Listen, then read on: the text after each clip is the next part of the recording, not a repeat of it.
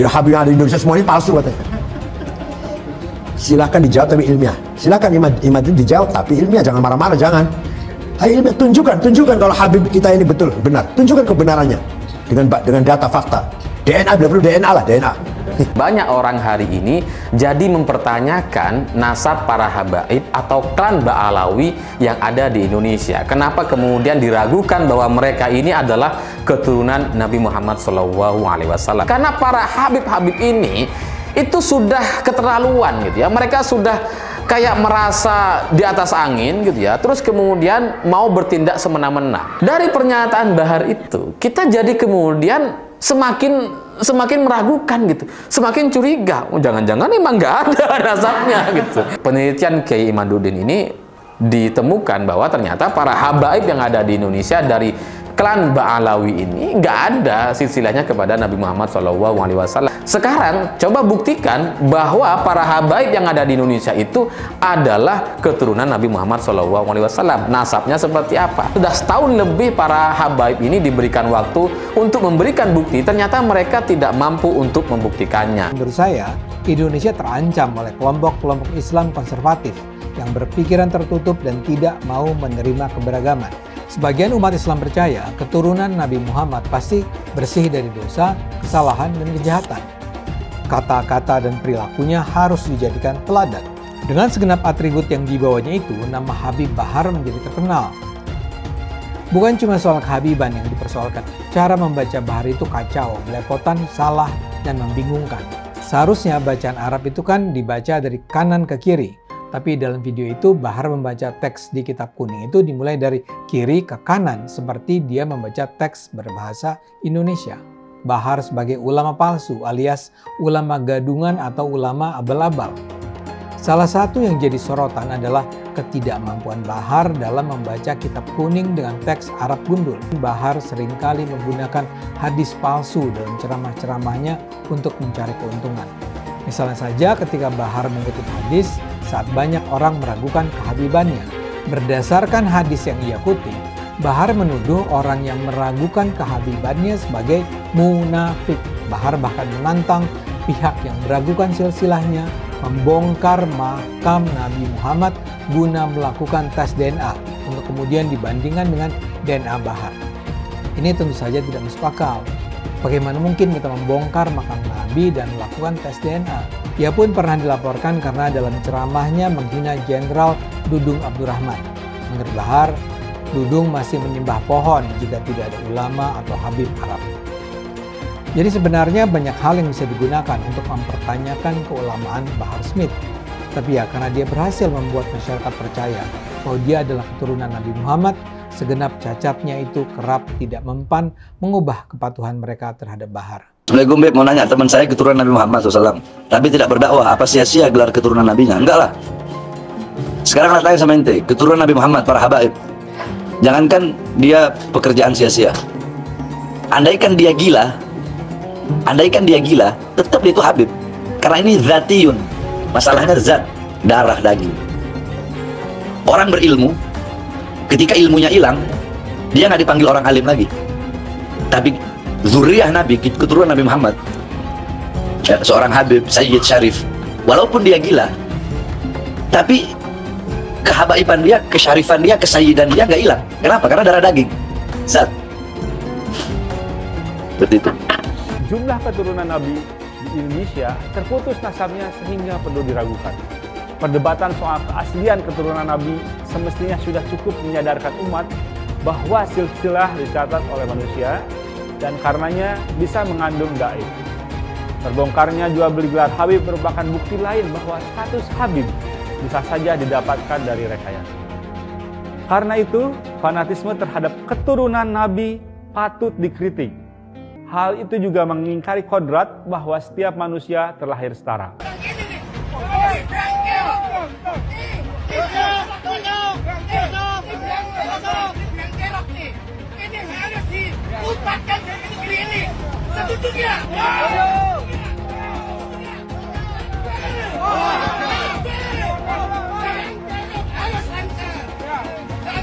Hidup lagi di sini.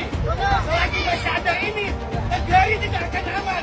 Tidak akan aman. Tidak akan aman.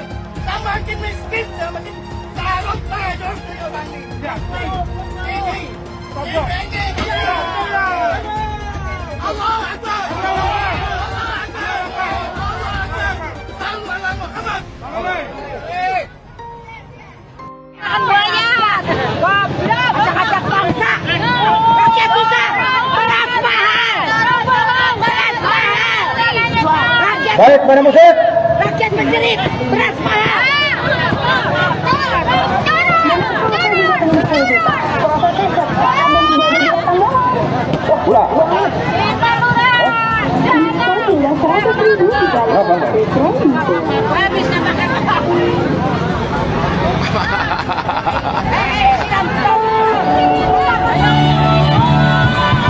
Tangkap Jokowi! Adili Jokowi! Penjarakan Jokowi! Miskinkan Jokowi! Cabut hak politiknya! Itu yang saya tuntut. Dan kepada paslon 2 Prabowo Subianto yang sudah bergabung dan mengikuti jejak kecurangan Jokowi. Ingat, rakyat sudah pintar, rakyat tidak bisa dibohongi. Untuk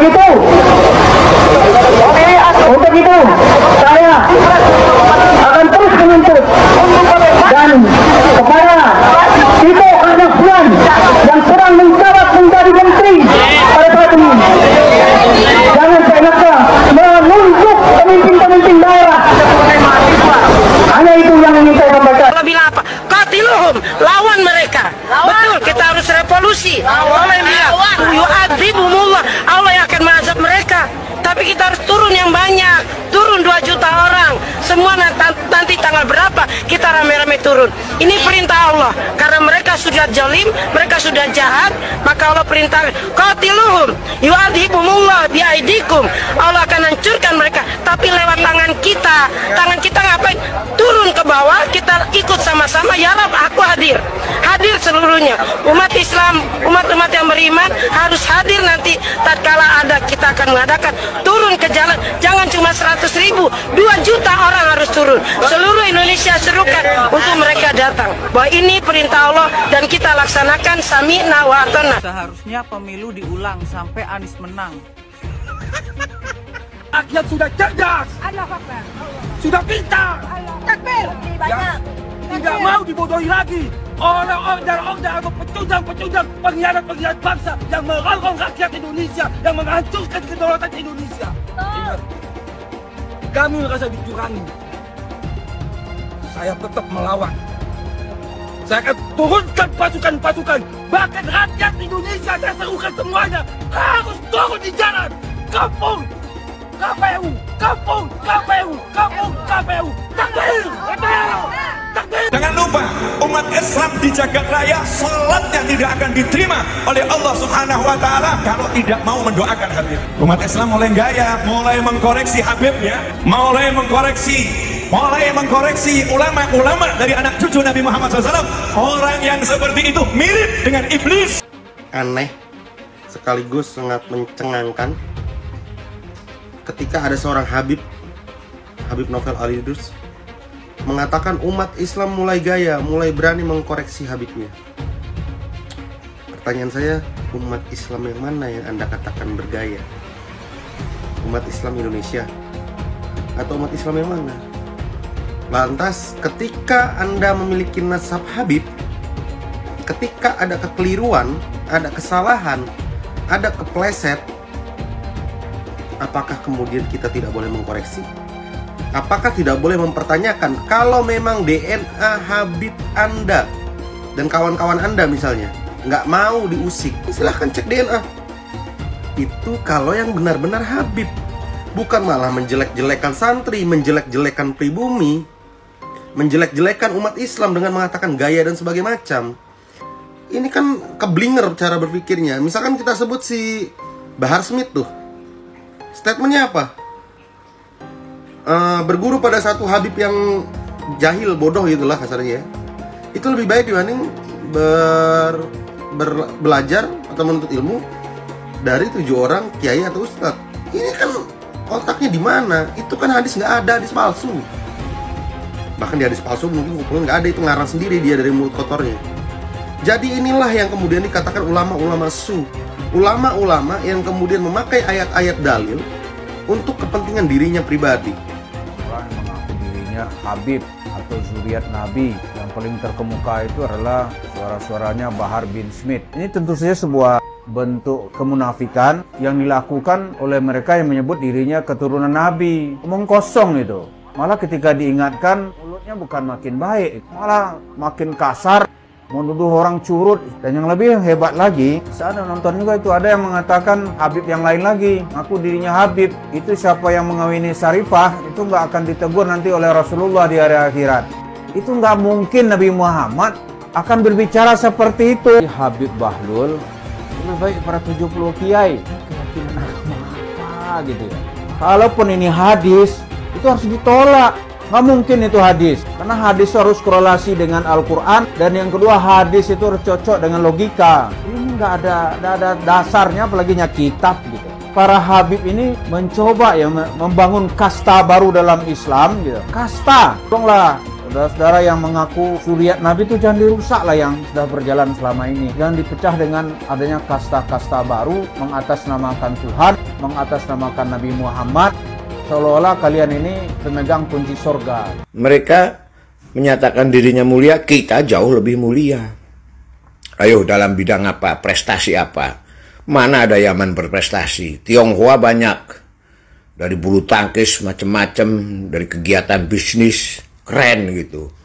Kalau si Dowir Habaib, nggak ada apa-apanya. Makanya dia jualan nasab, karena kalah bersaing dengan pribumi dan Tionghoa.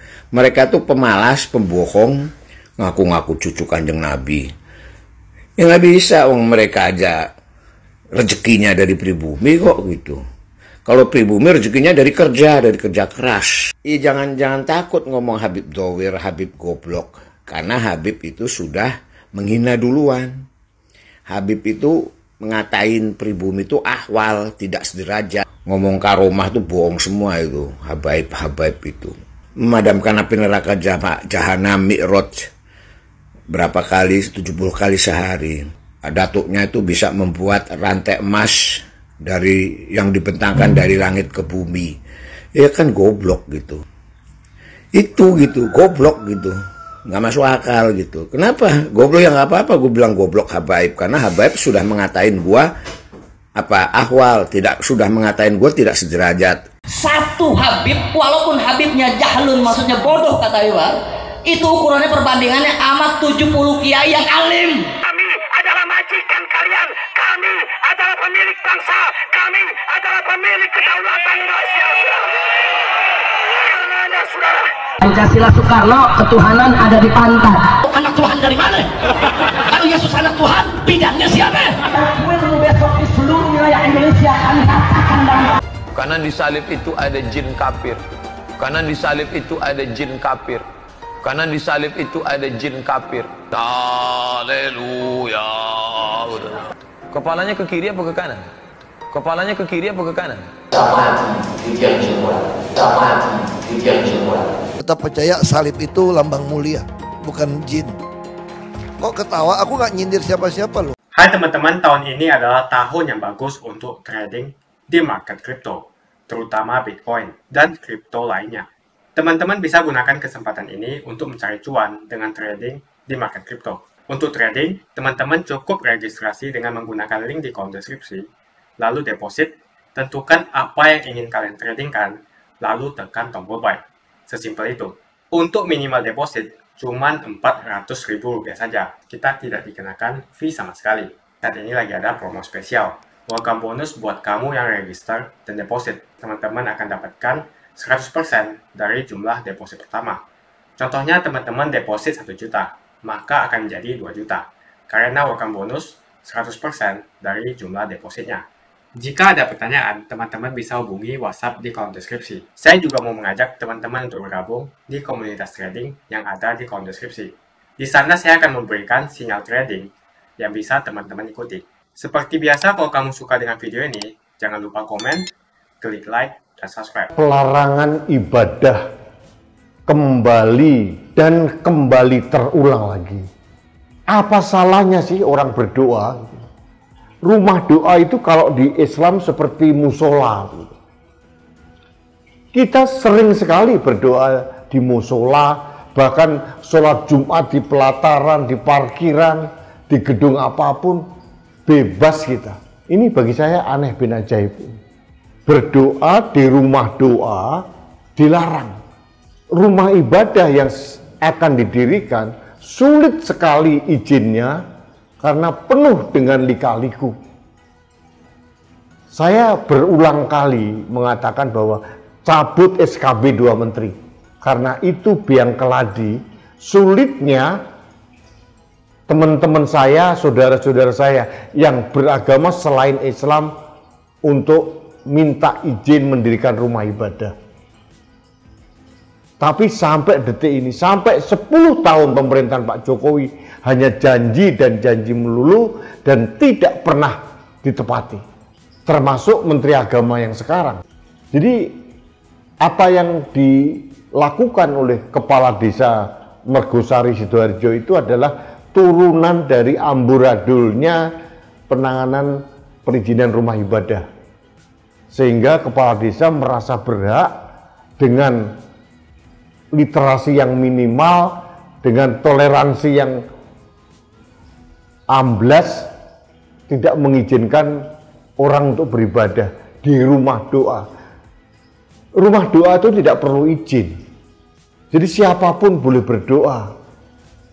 Jadi kalau kita melihat sekarang ini, pemerintah tidak kunjung memperbaiki kondisi intoleransi di masyarakat. Apalagi dilakukan oleh kepala desa.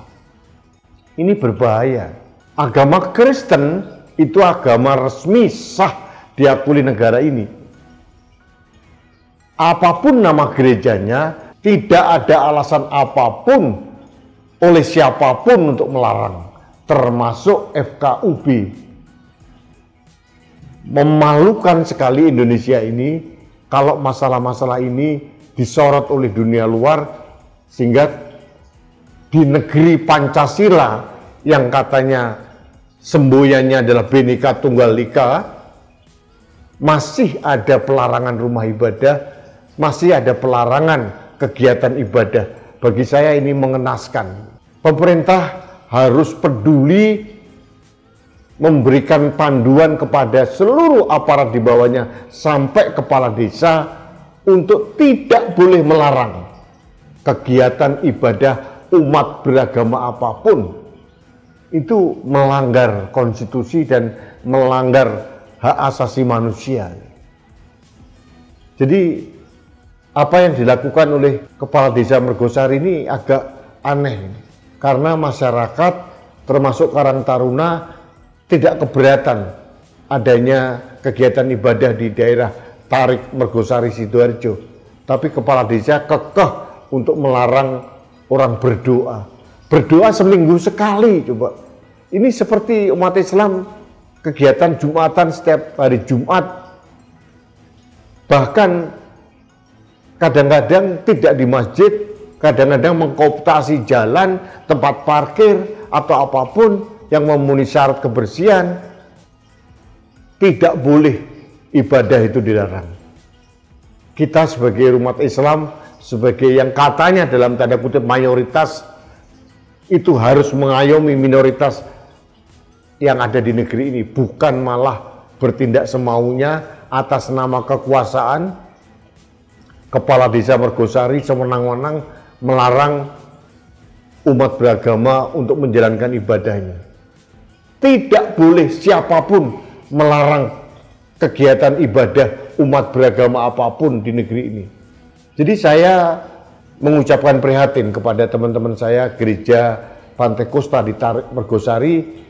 Saya akan tetap bersuara untuk membela hak-hak beribadah umat beragama apapun. Saya umat muslim, saya merasa malu kalau di negeri yang katanya penuh dengan toleransi ini masih saja terjadi pelarangan ibadah. Kita umat Islam juga sering kok berdoa bukan di masjid, kita mengadakan acara di rumah.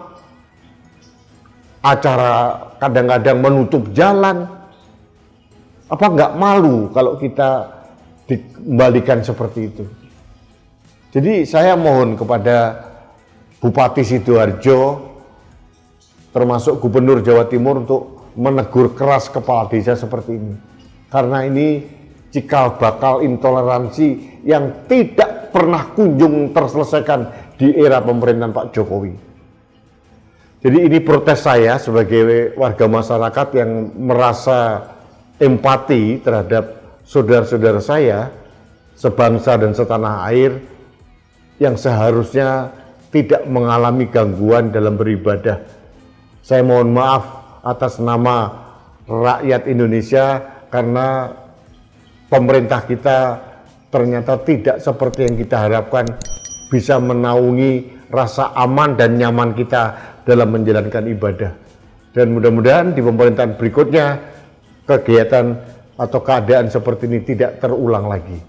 Ini PR besar pemerintah yang baru. Saya berharap nanti Presiden Prabowo lebih tegas, lebih mempunyai kepedulian untuk menjaga suasana toleransi di antara masyarakat dan tidak lagi ada pelarangan-pelarangan rumah ibadah yang selama pemerintahan Pak Jokowi sering terjadi dan tidak kunjung diselesaikannya dengan tuntas. Karena satu hal, karena SKB 2 menteri tidak kunjung dicabut, dan bagi saya itu adalah biang keladi. Mengapa aparat desa itu bisa semena-mena melakukan pelarangan ibadah umat beragama lain? Ini yang harus dicatat. Mengapa banyak betul yang cinta buta dengan Habib?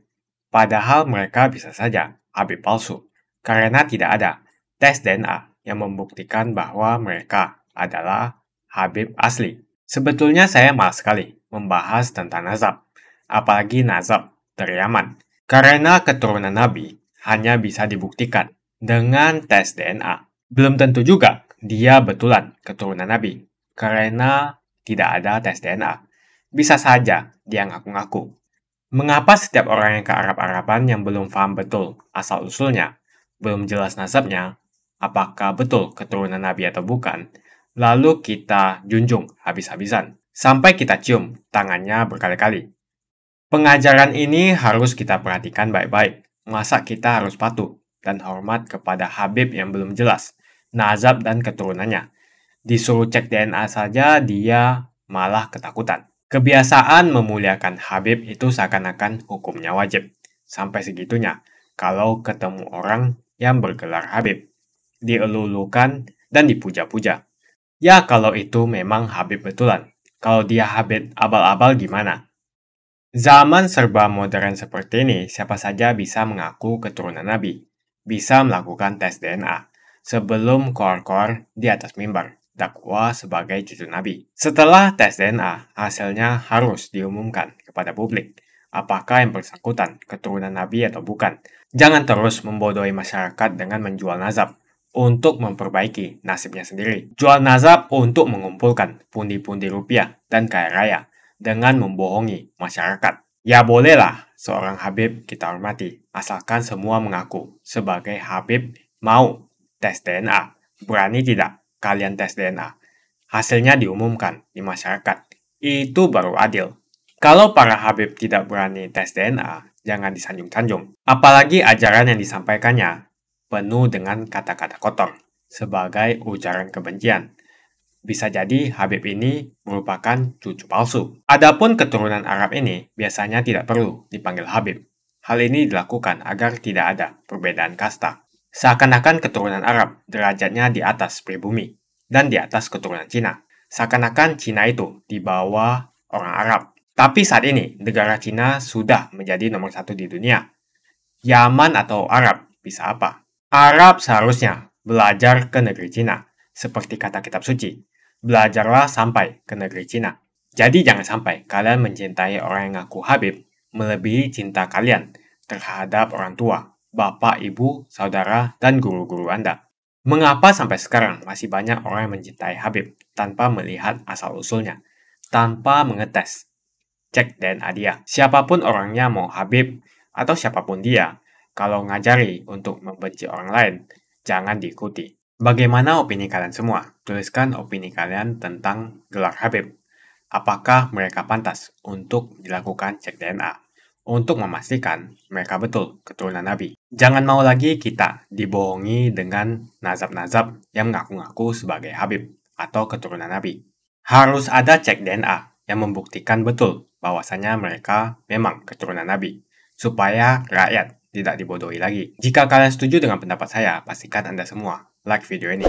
Dan pastikan Anda membagikan video ini ke teman dan family Anda supaya mereka semua mengetahui tentang informasi ini. Tekan tombol subscribe dan bunyikan lonceng notifikasi supaya kamu tidak ketinggalan info dari channel Suara Minoritas.